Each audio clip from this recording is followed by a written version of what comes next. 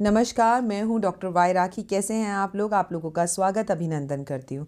आज हम बात करेंगे कि घर के अंदर बहुत सारी मूर्तियाँ या बहुत सारी भगवान की तस्वीरें लोग रख लेते हैं। क्या ये सही है या गलत है? आपको पता है हर चीज़ का एक स्थान होता है।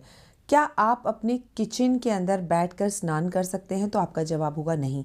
क्या आप बाथरूम में बैठकर खाना बना सकते हैं? तो आपका जवाब होगा नहीं।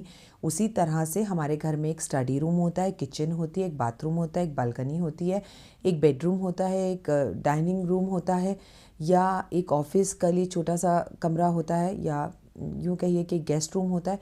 तमाम तरह के रूम होते हैं और हर रूम का अपना अपना एक कारण होता है, एक जगह होती है। मैं आपसे कहूँगी उसी तरह से एक पूजा स्थान होता है।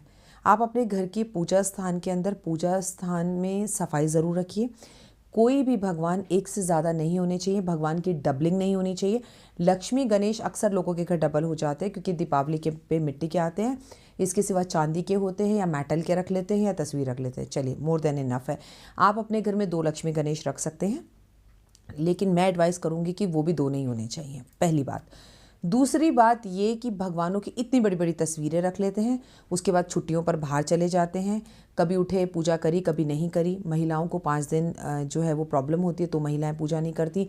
भगवान को कोई पूछने वाला नहीं होता, भगवान के आगे कोई दीप धूप जलाने वाला नहीं होता, क्योंकि एकल परिवार है। अगर एक पति पत्नी है और अगर पत्नी उन दिनों में चल रही है तो पति ने पूजा की नहीं की, तो ऐसे में आप भगवान का अपमान कर देते हैं। मानना ये है कि मैं आपको डरा नहीं रही हूँ। आपको पूजा करनी है करिए, नहीं करनी मत करिए, लेकिन भगवान का कम से कम अपमान मत कीजिए। घर में बहुत बड़ी बड़ी मूर्तियाँ नहीं होनी चाहिए। जैसे मेरे पीछे ये बुद्धा देख रहे होंगे आप, ये बुद्धा लाफिंग बुद्धा है, ये चाइनीज़ पद्धति से है। आप इससे भी बड़ा बुद्धा अपने घर में रख सकते हैं, लेकिन स्वयं खरीद कर नहीं। अगर आपको कोई गिफ्ट दे तो बहुत बेहतर, लेकिन इसकी हम पूजा नहीं करते। ये भगवान नहीं है हमारे। चाइना में भगवान ज़रूर हैं। आपको अपने घर में इतनी बड़ी बड़ी मूर्तियाँ, तस्वीरें नहीं रखनी चाहिए। भगवान को समेटकर एक कमरे में रखना चाहिए। बेडरूम में तो भगवान गलती से भी नहीं होने चाहिए। बच्चे जिस कमरे में पढ़ते हैं वहाँ सिवाय सरस्वती माँ के किसी और की तस्वीर नहीं होनी चाहिए, और वो भी बशर्ते तब जब बच्चे उस कमरे में अकेले सो रहे हो, उसमें कोई बड़ा उनके साथ ना सो रहा हो, तो ही आप सरस्वती माँ की तस्वीर वहाँ लगाएं। और ऐसा ना हो कि कमरे में सरस्वती माँ की तस्वीर लगा रखी है, उस कमरे को छोड़ के बच्चे तमाम घर में पढ़ रहे हैं, कभी छत पे, कभी बालकनी में, कभी मम्मी के कमरे में, कभी हॉल में, बस अपने ही कमरे में नहीं पढ़ रहे हैं। तो हर चीज़ को एक व्यवस्थित रूप से आप अपने घर में कीजिए और उसके बाद अपने घर के अंदर अपनी ज़िंदगी में बदलाव देखिए। भगवान को सुबह शाम दीप जलाना अनिवार्य है अगर आपने अपने घर में मंदिर बना रखा है। मंदिर में हफ्ते में एक बार सफाई करना भी अनिवार्य है। भगवान को सुबह शाम भोग लगाना भी अनिवार्य है। और अगर कहीं आपने लड्डू गोपाल रख रखे हैं तो उन्हें नहलाना, सुलाना, सर्दी गर्मी, एसी, पानी, दूध, सब कुछ देना अनिवार्य है। भगवान के लिए मच्छरदानी भी लगाना अनिवार्य है। अगर आपने लड्डू गोपाल की तस्वीर रख रखी है तो कोई बात नहीं।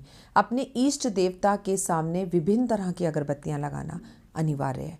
आपके मंदिर में अगर तमाम तरह के ग्रंथ पढ़े हैं, किताबें पढ़ी हैं और वो फटी हुई हैं, उन्हें आपने किसी कपड़े में अच्छे से संजो के नहीं रख रखा, कोई इधर पड़ी है, कोई इधर बिखरी हुई है, तो इससे आपके घर में बहुत जल्द एक बहुत भयंकर बीमारी आ सकती है।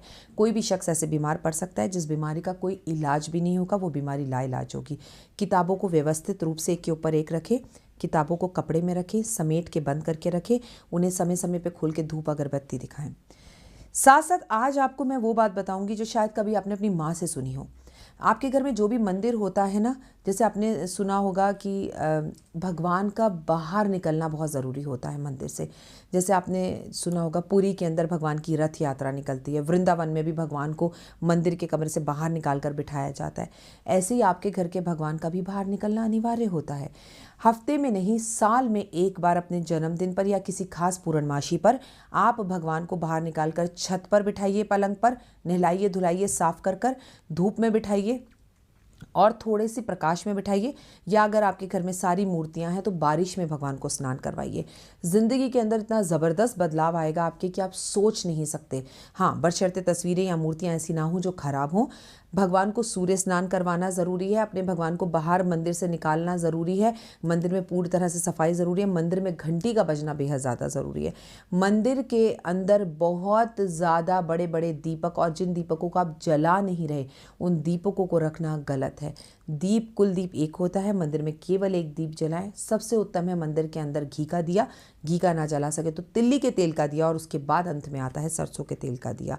दीप ज़रूर जलाएं, और इसके साथ साथ अपने घर के मंदिर में कभी कभी भजन कीर्तन करना, छेने बजाना, चिमटे बजाना, ढोलक बजाना अत्यधिक अनिवार्य है। बातें सीधी सरल हैं जो दिल को लगें। ये छोटे छोटे बातें आपके जीवन को बदल सकती हैं, बशर्ते आप इन पे बिलीव करें।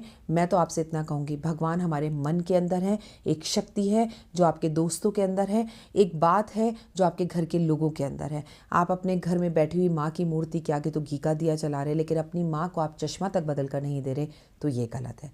दीजिए इजाज़त, खुश रहिए, मस्त रहिए, नमस्कार।